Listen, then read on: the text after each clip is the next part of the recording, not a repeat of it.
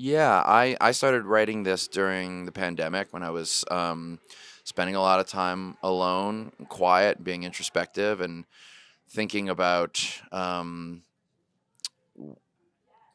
what had gone on in my life that had led me to a place that I just don't feel myself anymore like this. And so I started writing this story about a young girl who just leaves everything behind in her life without saying anything to anyone really and just runs off into the woods. And even she doesn't really know why, but it's just this feeling that like we're not okay. Something is going on and we're looking for something and we're missing something.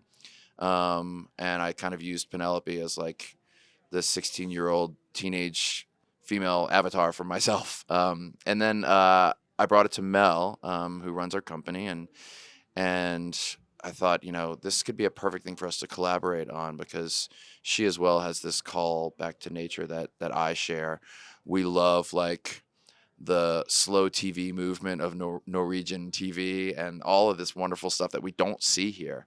And then we started collaborating from there. And then at a certain point, we realized like this was really Mel's baby, and she's gonna have to direct this. I mean, Mark had a pretty good base when he came to me, and then I think it was just about us throwing in ourselves, and then at some point, me kind of taking on the female voice and putting in a lot of my 16-year-old self, who, I think a lot of us at that age are feeling big emotions and holes and but we don't have the language or the life experience yet to explain what that is. So it's kind of what Mark was talking about, where You're also really good with the details too. Like Mel is excellent with that stuff. At a certain point, we're like, this is a show that's going to take place predominantly in the woods, and like I can be a little bit lazy as a writer sometimes.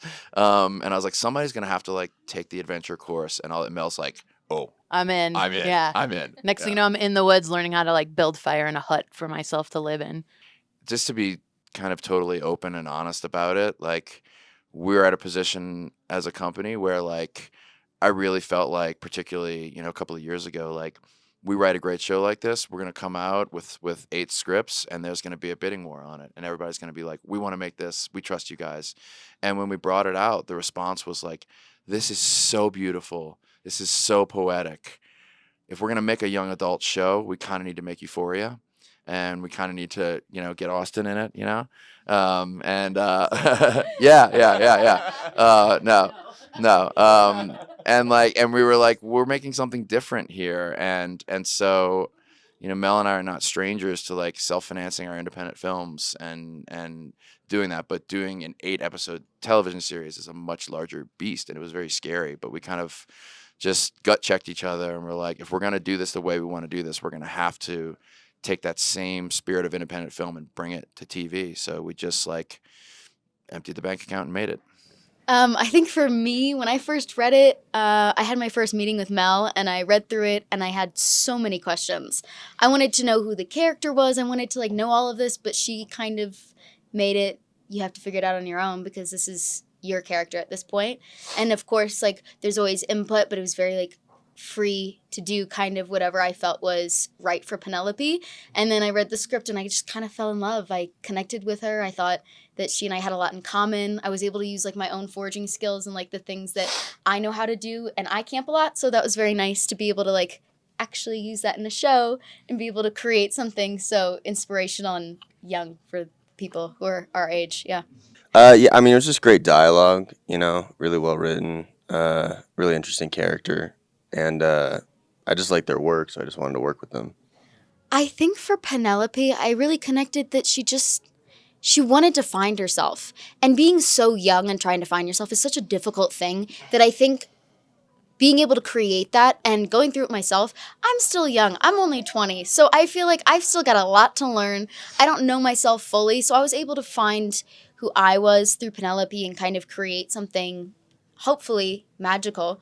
But it's just been an incredible experience, and I really don't have many words to explain it.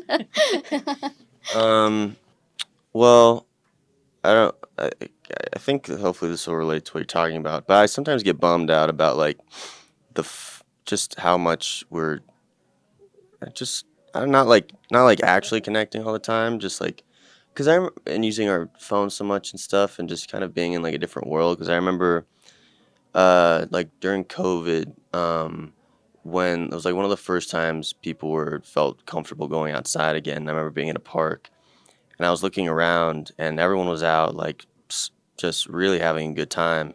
And it was wild. I couldn't find one person on their phone. I was like, damn, this is so cool. And sometimes I kind of uh, really like yearn for some sort of time where like that wasn't like that because I can kind of remember it, but not really. And so I guess in that way I connect to these desires that these characters have to want to just have like, yeah, just like an actual connection more. We've seen lots of ups and downs in the industry for sure, and we've always sort of like been the company who's like, we'll just pivot and like I'll just be John Cassavetes and I'll go do the morning show and I'll take my money and we'll make our own things and we'll risk it, and it's always really worked out for us, you know, not just like on the financial front, but creatively and who we've been able to support and bring up and be a part of. But I feel like for the first time, like since this wonderful realm of peak television, like we're really starting to see the downside of that, and like that kind of caught us by surprise. That like they're not going to want to make these sort of like smaller, interesting shows that give nice added value anyway. They really just need the big show that keeps their subscribers. And so I think part of the impetus of us making Penelope like this was like this fight in us that was like very tenacious. That was like, you know, not just about this show being so important to us for, I thought you expressed it so well, like what we're missing, what we're yearning for, but to a larger scale, like I kind of feel like a little Norma Reyes where we're just like, we have to not let these stories die. And there is a system in place for independent film, but there is not in television. And so I kind of want to like beat the drum of like, we're going to have to do this in TV or else this stuff's going to die. Yeah, I mean, we did it back here with a show called Animals. It was an animated show we made for HBO in like 2016 or 17, and it worked really well. Room 104 was a series we did in a similar model for, you know, for HBO. And so I'm hoping to see more of this. You know, it's a little scary because it's just an intensely bigger time and financial investment to do it. You know, but I think it's worth it. Jay and I haven't directed a movie together, you know, since essentially since we made Togetherness, our HBO series, you know, and that was due to a couple of things. I think that was like, you know, I decided to stop directing about 10 years ago so I could spend more time with my kids and so I could have these wonderful partnerships with someone like Mel, who's gonna work harder. And I'm not just saying this; I honestly believe is a better director than I am. Like my really good skill as like as a writer and a team builder and producer and stuff like that.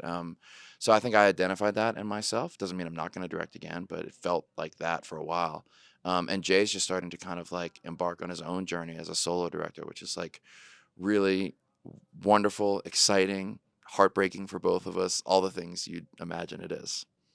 So you're not sure. It's kind of up in the air, like Yeah. what your next Well, opportunity to retake. 100%. I mean, there's no doubt in my mind that Jay and I will be directing movies together again at some point. It's a long road. I don't know when that's going to be, but I have a little heat lamp in my heart for it. Yeah.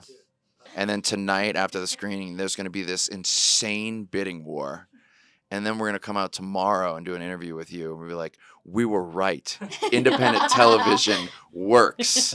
So it's all on you, deadline. And we're going to start a movement together. And then we're going to move into the woods. And it's going to be great.